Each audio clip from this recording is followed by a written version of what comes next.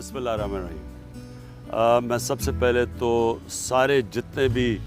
हमारे corona relief tigers जिन्होंने register किया है, मैं आप सबको का शुक्रिया अदा करता हूँ अपनी कौम की तरफ से, और आपको खराज तहसीन पेश करता हूँ कि इस मुश्किल वक्त में आपने फ़ैसला किया कि आप हमारे साथ मिल के ये जहाद लड़ेंगे। अब तक 8.5 लाख मेंबर्स बन चुके हैं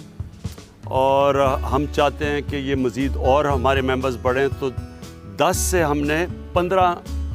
अप्रैल को आखिरी डेट रखी है। हमारी कोशिश ये है कि जो हेल्थ वर्कर्स हैं, नर्सेज, डॉक्टर्स, जिनका भी कोई भी तजर्बा है हेल्थ के अंदर, मेडिसिन के अंदर, मैं चाहता हूँ कि वो हमारे साथ रजिस्टर करें, क्योंकि इंशाअल्लाह अगर जिस तरह हमारी फोर्स बनती जा रही है तो जो भी आगे मुश्किलात आएंगी, जो हमें पता है आएंगी मुश्किलात, तो इंशाअल्लाह हमें सारी टाइगर फोर्स, सारी कौम मिल के, हमारी फ़ौज, हमारी एडमिनिस्ट्रेशन, ब्यूरोक्रेसी, सब मिल के इसका मुकाबला करेंगे। तो आपके पास 15 अप्रैल है, तब तक सब रजिस्टर करें।